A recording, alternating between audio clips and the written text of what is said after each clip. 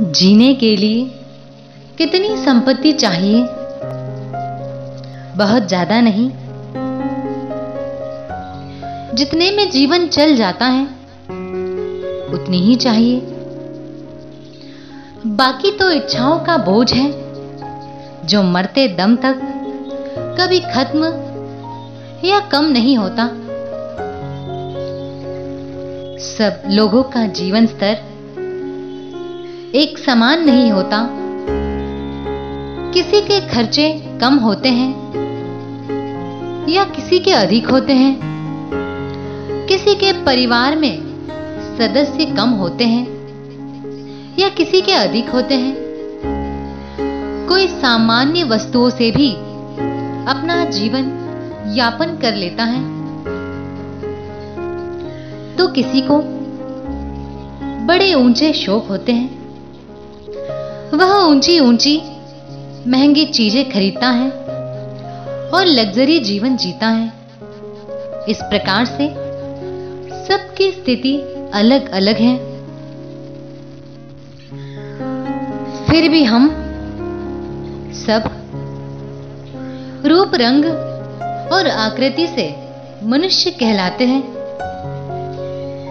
यदि हम सब मनुष्य हैं तो एक गुण सभी में होना चाहिए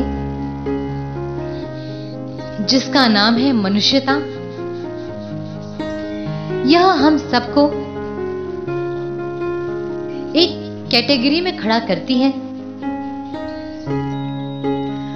मनुष्यता के बहुत सारे लक्षण हैं जिनमें से एक मुख्य लक्षण है दूसरों पर दया करना।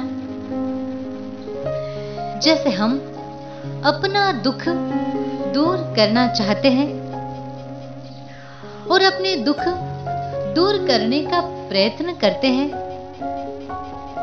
ऐसे ही दूसरों का भी दुख दूर करने की इच्छा रखें और उसके लिए प्रयत्न भी करें।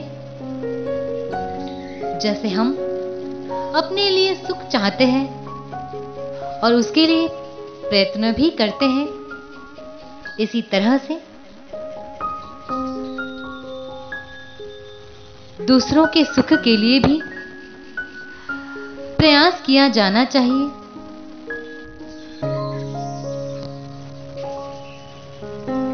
जैसे हम अपने लिए सुख चाहते हैं और प्रयास करते हैं, इसी तरह से दूसरों के लिए भी सुख चाहें और उनके लिए भी प्रयत्न करें। इसी का नाम दया है। यदि किसी में ऐसा गुण है तो मानना चाहिए कि वह मनुष्य है, क्योंकि यही मनुष्यता का सबसे बड़ा लक्षण है।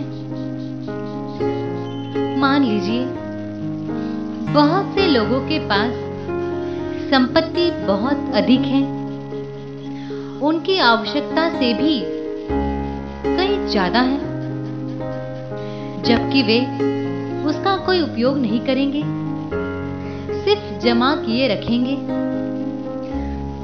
अपने संतोष के लिए या दूसरों के दिखावे के लिए या और भी किसी कारण से उस जमा संपत्ति का वे लोग न तो अपने लिए प्रयोग करते हैं और ना ही दूसरों के लिए।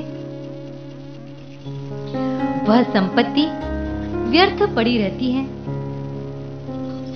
यदि उस व्यर्थ संपत्ति का धनवान लोग दूसरों की उन्नति के लिए प्रयोग करें तो लाखों करोड़ों लोगों को लाभ हो सकता है। उनके जीवन की रक्षा हो सकती है, उनकी शिक्षा और चिकित्सा की व्यवस्था हो सकती है, लोगों को रहने के लिए मकानों की व्यवस्थाएं हो सकती हैं। उन धनवानों के सहयोग से लाखों लोगों की वृद्धावस्था आदि सुखमय हो सकती है। परंतु देखने को तो यही मिलता है जिसमें ऐसी दया और मनुष्यता की भावना होती है।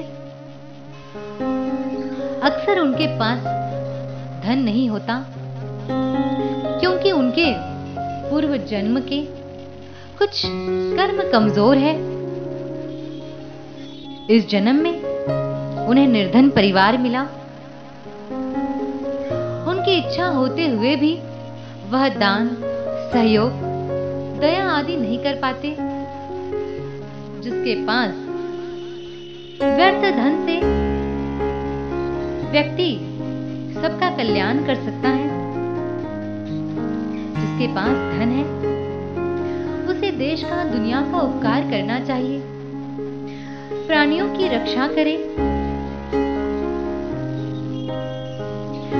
जो ऐसे दया, दान आदि कर्म करते हैं, ऐसे लोग धन्यवाद के पात्र हैं।